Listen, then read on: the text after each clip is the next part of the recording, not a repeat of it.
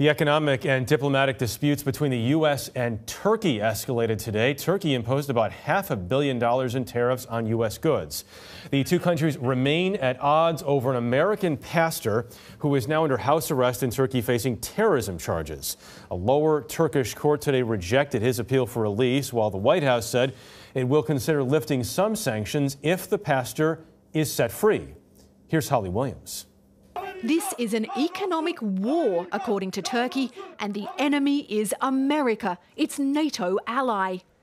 The Turkish lira has been falling in value for months, but last week it plummeted 20% because of a dispute with Washington over this man, Andrew Brunson, an evangelical pastor from North Carolina who's lived in Turkey for more than 20 years and is accused by the Turkish government of terrorism and spying.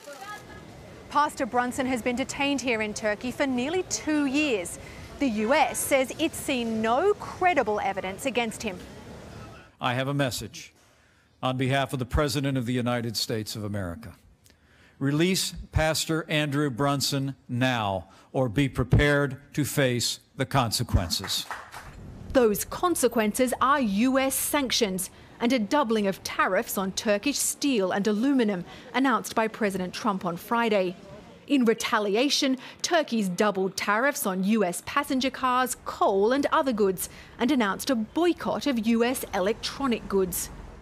These angry Turks tore up fake dollar bills in protest.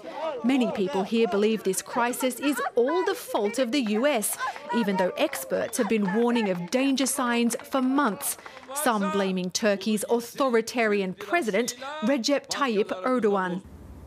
A defiant President Erdogan said, quote, "They have their dollars, we have our God," last week.